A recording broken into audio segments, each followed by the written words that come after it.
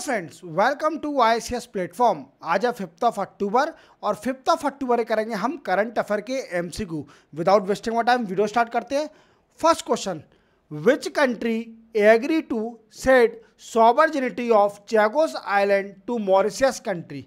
ये पूछ रहा है कि किस कंट्री ने चैगोस आइलैंड को, जो कि रूल कर रही थी चैगोस आइलैंड पर, वो दे दिया है, हैंड ओवर कर दिया है मॉरिशस कंट्री को। अब पहले अपन डिटेल में समझते हैं कि कौन सी कंट्री थी जो कॉलोनाइजेशन करी हुई थी इसके आइलैंड के ऊपर और अब हैंड ओवर कर दिया है उस कंट्री को। देखो, सबसे पहले अपन समझते हैं कि 1814 में ब्रिटेन कंट्री ने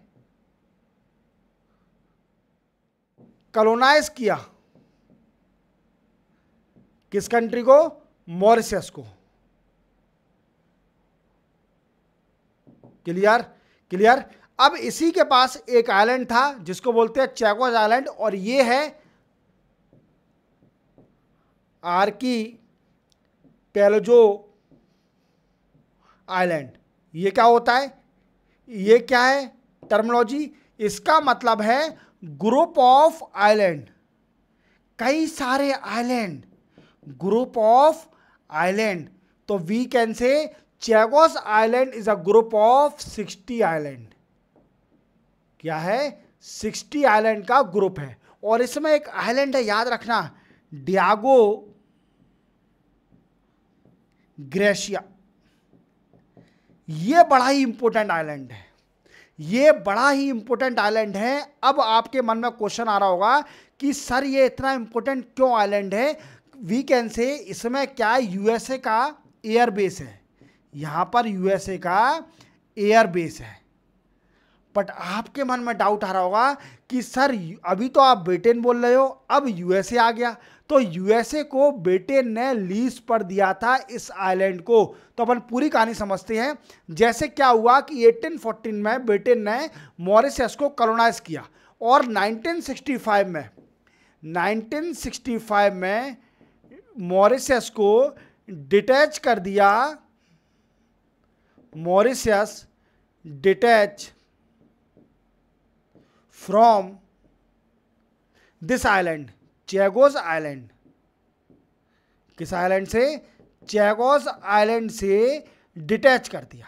क्लियर।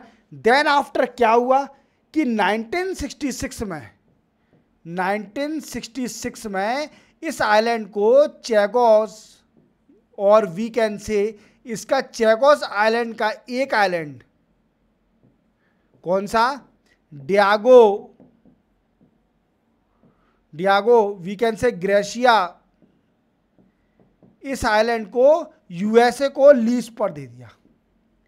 क्या दे दिया? लीज पर दे दिया टू यूएसए फॉर डेवलपिंग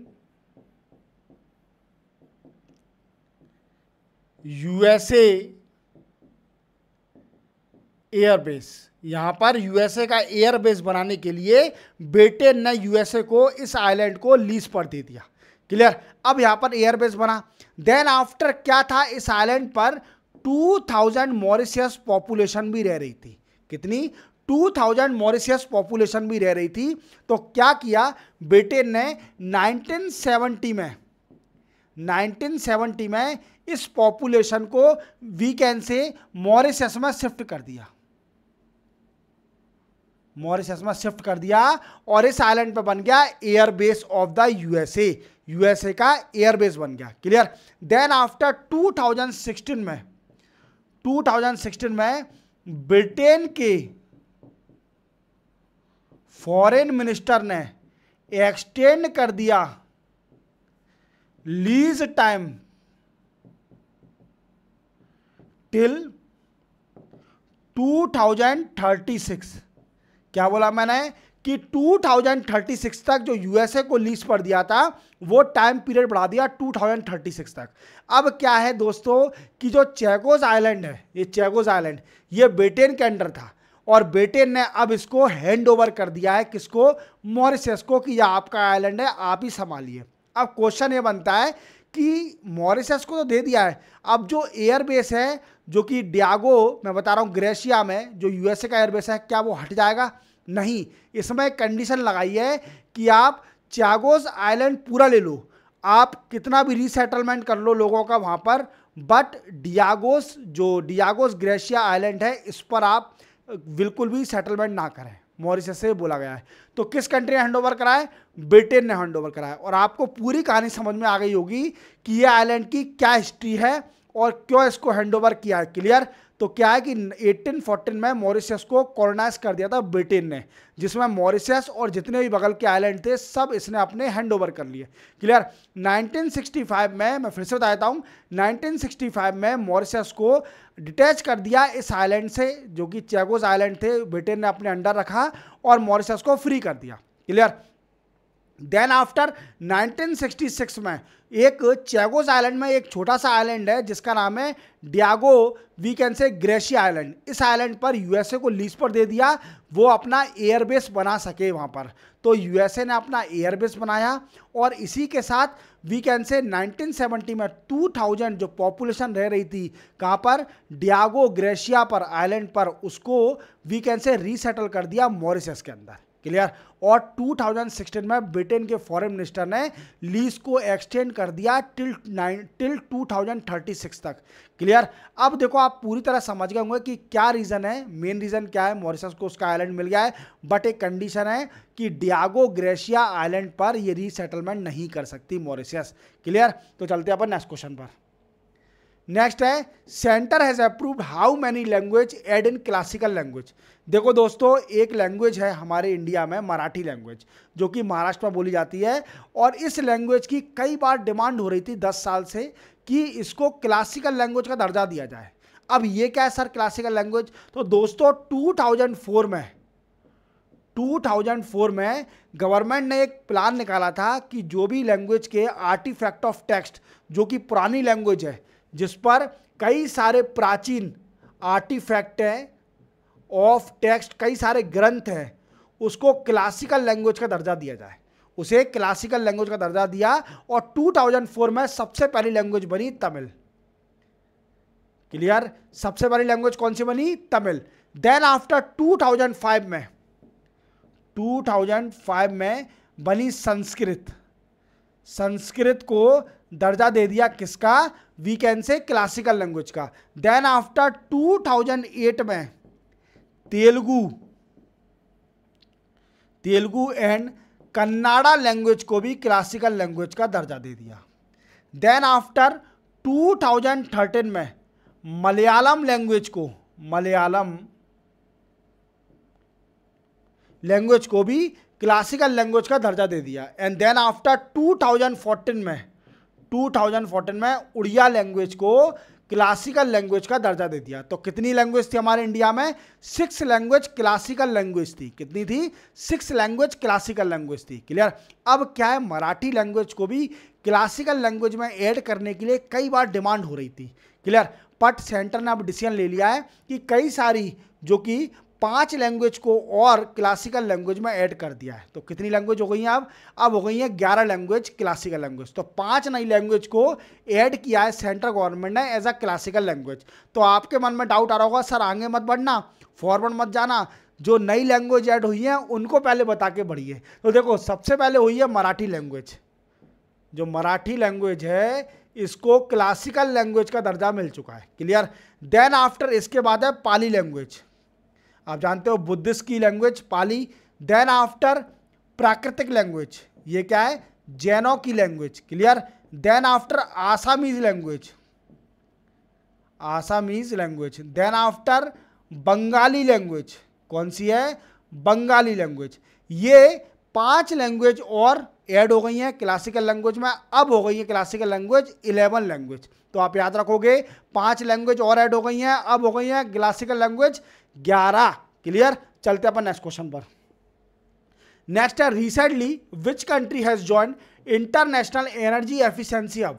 अब देखो ये क्वेश्चन बड़ा ही इंपॉर्टेंट है क्योंकि ये इंडिया से रिलेटेड है। इंडिया ने अभी रिसेंटली इसको, एक ग्रुप है इंटरनेशनल एनर्जी एफिशिएंसी हब, इस ग्रुप को ऐड कर लिया है, वी कैन से ज्वाइन कर लिया है इंडिया ने। क्या कर लिया है, इंडिया ने ज्वाइन कर लिया। अब क्वेश्चन बनता है कि सर इसका काम क्या है, ये हब जो बना है, ग्रुप है, इसका काम क्या है। तो दोस्तों इसमें है 16 कंट्री, कितनी है, 16 कंट्रीज हैं इसके अंदर, और इसका मेन एम है aim to share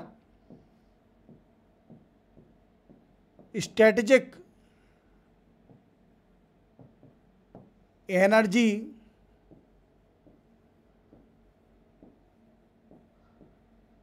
practice, energy practice and innovation solution. Clear. तो आप पूरी तरह समझ गए होंगे कि इसका एम क्या है, कि जो एनर्जी प्रैक्टिस है, जो एनर्जी जैसे रिन्यूएबल एनर्जी प्रैक्टिस या फिर कोई भी इनोवेशन हो रहा है एनर्जी पर, तो इन ग्रुप की जो कंट्रियां होंगी उनके बीच में शेयर करना। क्लियर। तो इससे क्या होगा कि रिन्यूएबल एनर्जी का भी प्रोडक्शन बढ़ेगा, और जो country we can say energy production में डिफिसिट फेस कर रही हैं वो सरप्लस हो जाएंगी। क्लियर। तो चलते हैं अपन नेक्स्ट क्वेश्चन पर। Recently Reliance group has collaborate with which country renewable energy. तो आप देख पा रहे होंगे ये भूटान के लग रहे हैं, डेफिनेटली इनकी ड्रेसिंग सेंस देखकर ये भूटान के लग रहे हैं। और इनको तो आप जानते होंगे, ये है अनिल अंबानी, अनिल अंबानी, मुकेश अंबानी के छोटे भाई हैं अनिल अंबानी। क्लियर। और रिलायंस ग्रुप ने अभी कोलैबोरेशन किया है भूटान कंट्री के साथ कि ये क्या करेंगे, ये रिन्यूएबल एनर्जी प्लांट बनाएंगे, कहाँ पर, भूटान के अंदर। तो कितना मेगावाट के, 1272, वी कैन से 1272 मेगावाट के we can say solar plant and hydro electric power plant setup करे जाएंगे। क्लियर। तो आप पूरी तरह समझ गए होंगे कि रिलायंस और भूटान कंट्री के बीच में कोलैबोरेशन हुआ है, और रिलायंस कंपनी मदद करेगी रिन्यूएबल एनर्जी के प्लांट सेटअप करने के लिए भूटान के अंदर। क्लियर। चलते अपन नेक्स्ट क्वेश्चन पर।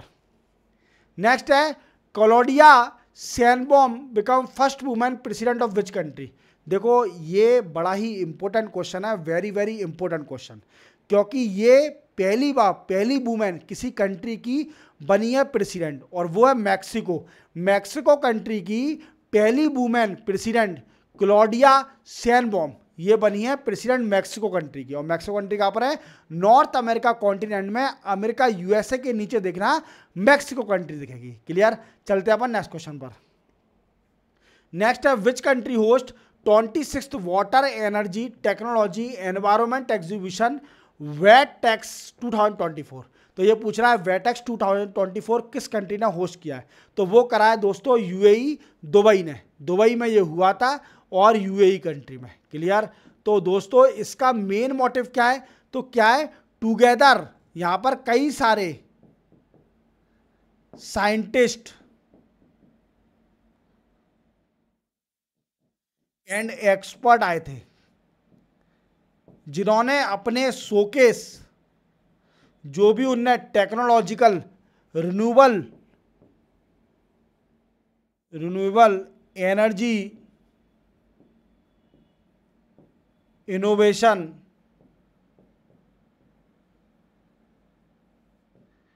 टेक्नोलॉजी इसको दिखाया। क्लियर। जितने भी वाटर ट्रीटमेंट टेक्नोलॉजी, इसको भी शोकेस करा। क्लियर। जैसे देख रहे हैं ये अपना शोकेस कर रहा है, कोई साइंटिस्ट अपनी जो टेक्नोलॉजी बनाई है उसको शोकेस कर रहा है। ऐसे कई सारे वर्ल्ड से साइंटिस्ट और एक्सपर्ट गए थे, जिन्होंने अपने वाटर ट्रीटमेंट टेक्नोलॉजी को और इनोवेशन और रिन्यूएबल एनर्जी टेक्नोलॉजी को शोकेस किया, दिखाया कि हमने कितना अच्छा इनोवेशन किया है। क्लियर। तो आप समझ गए होंगे ये वेटेक्स क्या है। वेटेक्स एक शो हुआ है, एग्जीबिशन था, और ये दुबई में यूएई कंट्री में हुआ है। क्लियर। चलते अपन नेक्स्ट क्वेश्चन पर। नेक्स्ट है PM Modi inaugurate India first Lal Tipara Gaushala with bio CNG plant in which city. देखो ये बड़ा ही इंपॉर्टेंट क्वेश्चन है, क्योंकि ये एक तो मध्य प्रदेश से बिलोंग करता है, और मध्य प्रदेश की ग्वालियर सिटी से बिलोंग करता है। तो ग्वालियर में पहले लाल तिपारा गौशाला बनने जा रही है जिसमें बायो सीएनजी प्लांट भी बनेगा साथ में, और इंडिया में ये पहली बार होने जा रहा है। तो ग्वालियर में लाल Tipara Gaushala with bio CNG plant setup होने जा रहा है। और इसका मेन एम क्या है? तो दोस्तों इसका मेन एम है ये 3 ton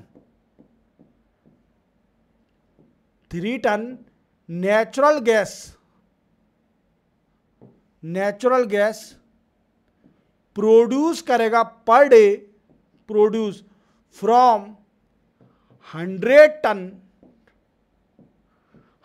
ton of cow dung, cow के गोबर से, 100 टन के काऊ के गोबर से ये 3 टन वीकेंड से नेचुरल गैस को जनरेट करेगा। क्लियर? सेकंड इसका एम होगा कि ये 20 टन पर डे वीकेंड से ऑर्गेनिक मैन्योर को भी जनरेट करेगा, ऑर्गेनिक मैन्योर को भी जनरेट करेगा। तो आप पूरी तरह समझ गए होंगे ये ग्वालियर में पहली बार ऐसा प्लांट कोई इंडिया में पहली बार सेटअप होने जा रहा है, और ये सेटअप होगा ग्वालियर सिटी के अंदर। कहां पर? ग्वालियर सिटी में। क्लियर? याद रखोगे। चलते हैं अपन नेक्स्ट क्वेश्चन पर। नेक्स्ट है which day is observe as a world animal day 2024। देखो एनिमल को कंजर्व करने के लिए उनको वीकेंड से राइट, उनके भी राइट है, एनिमल राइट को वीकेंड से अवेयर करने के लिए लोगों को, तो उनका भी दिन मनाया जाता है एनिमल डे। एनिमल डे मनाया जाता है 4 अक्टूबर को। क्लियर? अब इस बार इसकी थीम क्या थी? थीम बड़ी अच्छी थी, मुझे भी बड़ी अच्छी लगी कि world as a place of animal to. Means मुझे अभी एग्जैक्ट थीम याद नहीं आ रही है, बट इससे रिलेटेड है कि एनिमल से भी जो वर्ल्ड है वो सिर्फ ओनली पर्सन का नहीं है, ह्यूमन बीइंग का नहीं है, एनिमल का भी बराबर ये वर्ल्ड है। क्लियर? क्योंकि उनकी भी लाइफ बचाना जरूरी है। एनिमल की आप जानते हो कितने सारे कंजर्वेशन प्लान प्रोग्राम चल रहे हैं हमारे वर्ल्ड में, जो कि एनिमल की लाइफ को बचाना है, सबसे बड़ा बात। उनकी पॉपुलेशन को कंजर्व करना है। तो ठीक है, आप रखना वर्ल्ड एनिमल डे पड़ता है 4 अक्टूबर को। क्लियर? चलते हैं नेक्स्ट क्वेश्चन पर। नेक्स्ट है who become first women of DG arm force medical service. देखो ये पहली वुमेन बनी है और इनका नाम है आरती सरेन। क्या नाम है? आरती सरेन। ये पहली वुमेन डायरेक्टर जनरल बनी है आर्म फोर्स मेडिकल सर्विस की। अब इनका काम क्या होगा? इनका काम क्या होगा? तो ये वी कैन से सुपरविजन और on we can say ministry of defence, जितने भी मेडिकल प्रोग्राम चल रहे हैं, medical services for armed force, इन पर सुपरविजन करना। मींस उनको बराबर मिल सके, डायरेक्ट डेवलपमेंट करना। ठीक है? जितने भी मिनिस्ट्री ऑफ डिफेंस के प्रोग्राम चल रहे हैं related to medical for the arm force, इसका ध्यान रखना। इन मैम का काम है DG of the arm force medical service का। क्लियर? और कौन बनी है? आरती सरेन मैम बनी है। क्लियर? चलते हैं अपन नेक्स्ट क्वेश्चन पर। नेक्स्ट है India first GAIL gas authority of India limited compress biogas plant setup in which state. देखो दोस्तों ये पूछ रहा है कि इंडिया ने अपना पहला गेल ने जो बनाया है वो बनाया कंप्रेस बायोगैस प्लांट कहाँ पर बनाया है? इंडिया का पहला कंप्रेस बायोगैस प्लांट है ये, और ये बनाया है दोस्तों झारखंड के अंदर। कहाँ पर है? झारखंड में किया है, बनाया है। और दूसरा है इसमें 150 tonne of municipal solid waste को कन्वर्ट किया जाएगा, कन्वर्ट इनटू रिन्यूएबल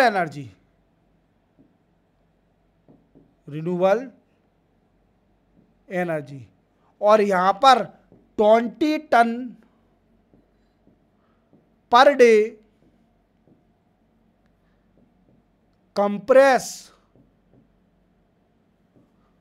बायोगैस का भी प्रोडक्शन किया जाएगा। तो आप पूरी तरह समझ गए होंगे। ये भी वेरी वेरी इंपॉर्टेंट क्वेश्चन है, याद रखोगे। तो इसी के साथ 5 अक्टूबर के करंट अफेयर के एमसीक्यू कंप्लीट होते हैं। चैनल को सब्सक्राइब और बेल आइकन प्रेस करना ना भूलना। मिलते हैं हम कल 6 अक्टूबर को नए करंट अफेयर एमसीक्यू के साथ। तब तक के लिए जय हिंद।